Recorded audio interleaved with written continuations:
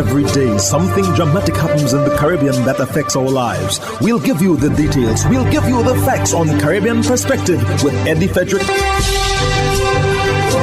Here's Eddie Frederick.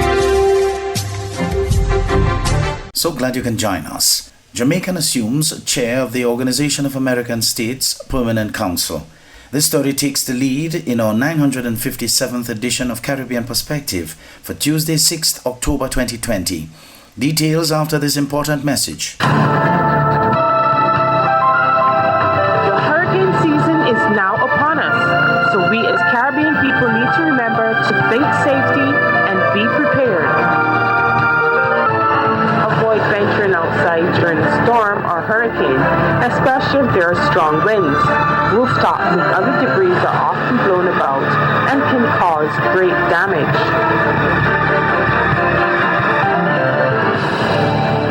Welcome back. Jamaica has assumed the chair of the Permanent Council of the Organization of American States, the OAS. Country's permanent representative Audrey Marks will be in the position for the next 3 months, during which the 50th General Assembly of the organization will be held. We are living in difficult times, said Ambassador Marks in assuming the chairmanship on Thursday, referring to the coronavirus COVID-19 pandemic, which affects small and large and the rich and poor countries equally.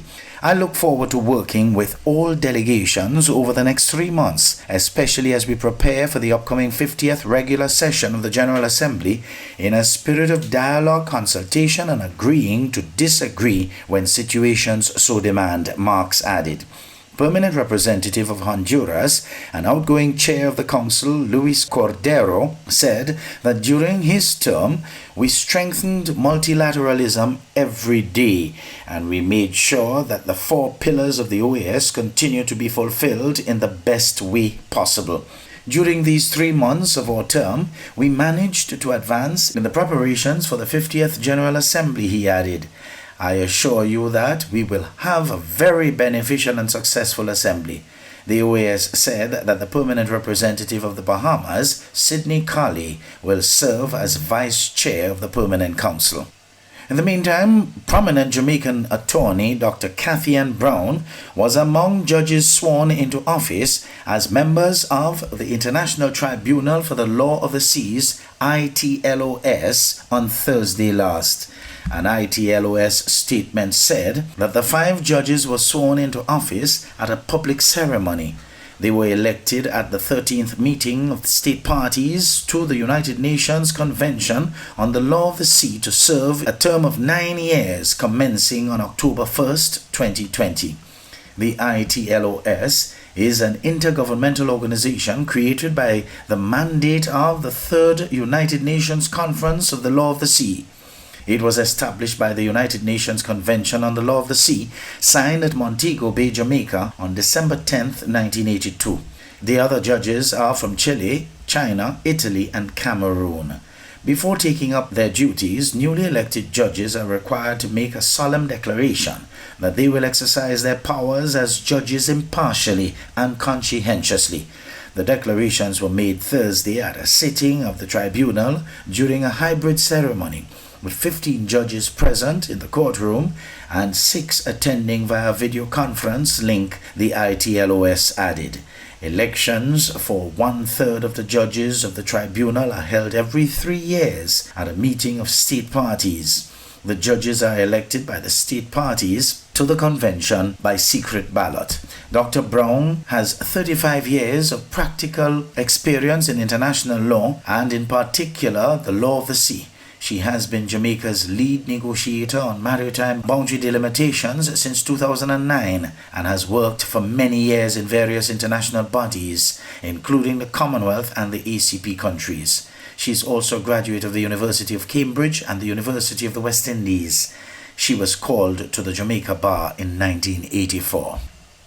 2020 is definitely a year for the books. Thursday last, Commissioner of Police in Trinidad, Gary Griffith, publicly apologized to the Prime Minister and the citizenry for statements made in a public domain concerning police officers' jurisdiction in public versus private property and the government's quote-unquote hypocrisy. TV6's Renessa Cutting reports. It may have taken a few weeks, But today, Commissioner of Police Gary Griffith laid his soul bare and humbly apologized for remarks he made toward the Prime Minister. It was in no way appropriate for me to make such a comment that could allude to the comments I made up to the Prime Minister. Since then, I have written officially to the Honourable Prime Minister, and I have apologized, and I wish to take this openly to let the public know. The top cop is also apologizing to the public, and he's asking the country to keep in mind that he's only human. You try doing a colonoscopy and then told about your gallbladder and then be frustrated with every single thing coming down on you. Sometimes you could get a little frustrated to a point. So again, I do apologize to the country for my actions. In fact, Griffith says it is his strong passion for what is right that ultimately landed him in the wrong. Even though the message was accurate, how the message went about became lost because of how I spoke and how I said it. So it was, again, because of my strong degree of passion. That is no excuse. It was totally unacceptable. I apologize to the country for the comments that I made. I wrote officially to the Honourable Prime Minister. And just by the way, I was not asked to send any letter of apology. Nobody insisted and directed me to apologize. That is how I was trained. If it is I am wrong, I am wrong. And the Commissioner seems to be true to his word, as he's already putting his newfound perspective into practice. He added this response for a member of the media, asking for an update on the investigation into the Prime Minister's deceased peacock. Personal report given by any citizen to the police on a matter that is being investigated by the police as it pertains to someone losing their property. So this is a private matter, and it will be inappropriate for the police to make any public statement. Renessa Cutting, TV6 News. You're listening to Caribbean Perspective with Eddie Frederick.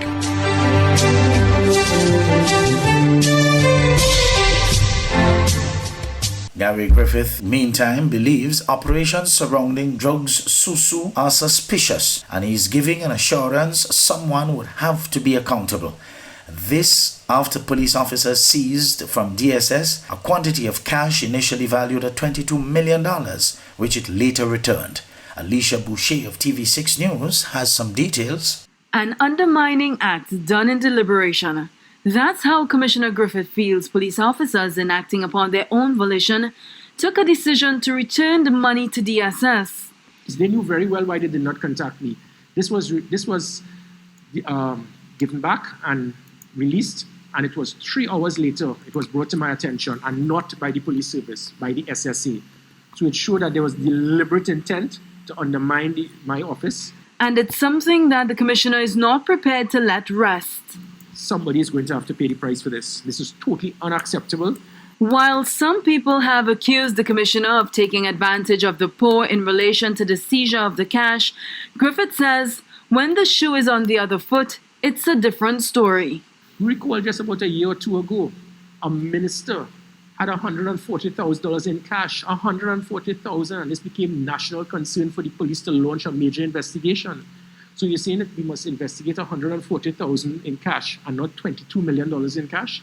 As for the conflicting views on whether the police neglected to arrest and charge the owner of DSS, head of the Financial Investigations Branch of the TTPS, Superintendent Wenda Lucas, says TNT's dollar is legal tender and police could not lay charges for being in possession of the money. No legislation criminalizes money. So if a person has in his possession in excess of 20,000 TT dollars, he does not commit an offense. But under Section 38 of the Proceeds of Crime Act, it allows a police officer the rank of sergeant and above, or a custom officer the rank of grade 3 and above, to seize the VAT money. The purpose of that is to allow for an investigation into the source of funds. But that is separate and apart from what Lucas calls a physical seizure, where items including cash can be confiscated. So police can go on an operation and they can seize money. But that is different to the seizure under the Proceeds of Crime Act, where the prescribed sum comes into play.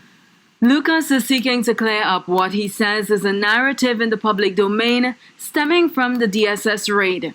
That somehow the police officers would soon be entering persons' home And once they have more than $20,000, somehow arresting them and charging them for that. That is not so. Commissioner Griffith hopes the 3 investigations into the matter would be completed soon, saying it is important to remove questionable elements from the police service.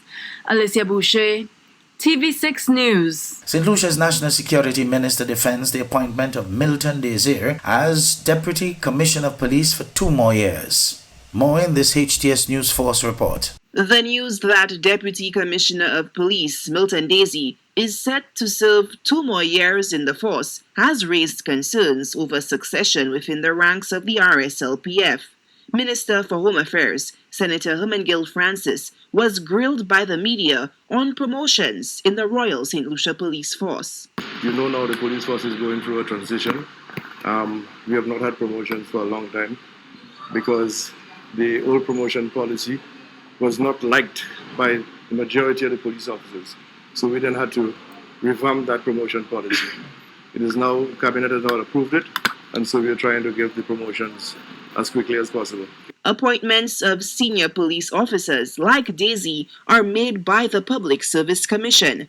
Pundits have questioned the reappointment of Desir to the post of Deputy Commissioner by the Cabinet of Ministers, given his rank within the RSLPF. I've gotten a letter indicating that Cabinet had approved my staying in the force for an additional 2 years. Critics remain resolute as to whether the high-profile reappointment came from the Public Service Commission. People talk about interference with politics, but it has to be. At the end of the day, when criminals are running amok, who gets the blame? The politicians, okay? The commissioner takes a lot of flack too. But at the end of the day, everything resides with the politicians. And the politicians must be bold enough to make the decisions that they think that will enhance the ability of the police force. And what of reports of tension between Desir and Commissioner of Police Severin Mosheri after the minister advised to Mosheri to step his game up? Do you think your comments, maybe recent comments concerning Desir's performance, big shoes to fill, that sort of thing, was taken out of context? Well, I think so. I think so. You know, and like I've told people, that you always try to praise individuals publicly and you chastise them in private. And I don't know why people wanted to say that I was against the commissioner. Mr. Mosheri and myself have an excellent rapport. And I'm not an individual that if I'm not happy with a particular thing, I will not tell you. I will tell you. And I've been able to speak to Mr. Mosheri, and we have never had an issue. So from your personal estimation of the force at this time, would you like to see Mr. Milton Desir become commissioner? Well, that's in the future. We have to look at what's happening. If there are persons that we think that has the ability to deal with it, then we can do it. And again, St. Lucia is not unique here. When you look at Jamaica and Trinidad are much bigger countries than ourselves, have all the resources available. They have done it. The present commissioner in Trinidad and Tobago was a former minister. Francis does not view the reappointment of Desir as a duplication of effort and a waste of vital police resources. Solange Alfred, HTS News Force.